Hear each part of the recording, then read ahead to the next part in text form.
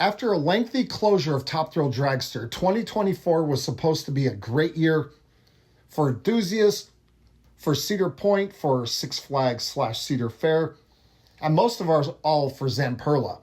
This was going to be the opening of Top Thrill 2, Zamperla's first attempt at a mega thrill coaster. Because before that, they were flat rides and family and kiddie coasters and stuff like that. Yeah, they built some smaller thrill coasters, but nothing at the level that they were trying to do with this. So this was going to get them into another stratosphere and give them the reputation among park goers and most of all the industry that they can do bigger and better things and be lumped in with your Intamins, your Vekomas, B&Ms. 2024 was going to be huge for everybody, and that was the opening of Top Thrill 2, and it started off greatly. I mean, they had a multi-day preview event, and then May 4th, opening day of Cedar Point 2024. We were there, huge lines. Great reviews for the ride. Oh, yeah, definitely. Everybody that we heard and our opinions were that the ride was amazing. A lot of people said, including myself, that it was better than they thought it was going to be.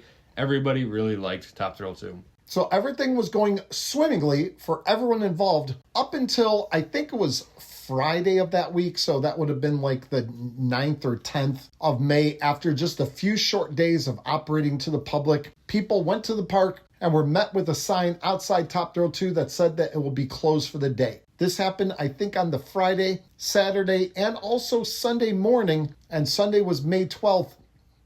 And later that day, we got the infamous press release or letter or whatever from Cedar Point about Top Thrill 2, saying that the ride manufacturer, Zamperla, had to do some modifications to the ride, and it will be down for an indefinite amount of time. At this point, speculations began. How long will it be down? Will it be open for Coaster Mania at the beginning of June? What exactly will happen? And I think Cedar Point was pretty hopeful that it would be open sooner than later, because Tony Clark even went on, I think, a radio show saying that it's not an all-summer thing.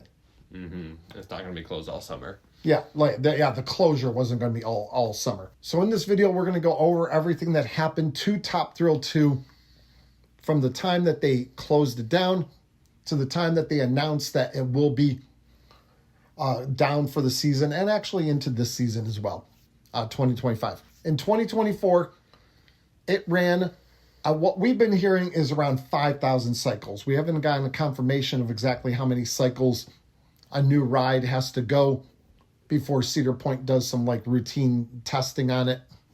But we've been hearing 5,000, so we're going to go with that. But after around 5,000 cycles, Cedar Point did a new ride inspection on the vehicles and found that the wheel bogies, now the wheel bogies are on each train, on each car, and they're what holds the riding wheels, the upstop wheels. They hold the whole wheel assembly. So there's 36 total on all three trains, 12 on each. And they found, what we're hearing is 21 of the 36 wheel bogies were indeed cracked in some way. We're not sure of the extent, if they were just hairline fractures or larger cracks or anything. But there were some sort of cracks in well over half of them. Yeah. Like 21 is a huge number. Yeah. It's not like they just found one or two that were cracked. And at that point, that's when they announced that the ride will be shut down indefinitely and they needed to do modifications to the trains. The modifications was going to be, Zamperla was going to make new sturdier or like thicker wheel bogies and ship them over to Cedar Point. Cedar Point was going to install them and get the ride back up and running. So that was what they fully intended to happen. But unfortunately, as we'll get to in a little bit, that is not what happened. So as Zamperla was making the new wheel bogies, which they thought was the only problem with the ride, during this time, all they knew was the wheel bogies were cracked, and that's when they were saying, okay, it's not going to be an all-summer thing, because they thought that they would be able to manufacture new ones and ship them back out to them, and they'd be able to open back up sometime for the summer. But at some point, I think sometime in August or so, Cedar Point got the new wheel bogies. I don't know if they were just modified from the older wheel bogies, if they just modified them a bit, or if they actually built all new ones. We haven't heard exactly which one it was. But either way, they had newer wheel bogies that they wanted to test out, so they started testing them. And that's where there was some testing going on throughout like August and stuff of 2024. During that time is whenever they found the real problem. Well, not that the wheel bogies cracking isn't a real problem, but they found A bigger problem. a much bigger problem, which led to the ultimate closing for the rest of the year.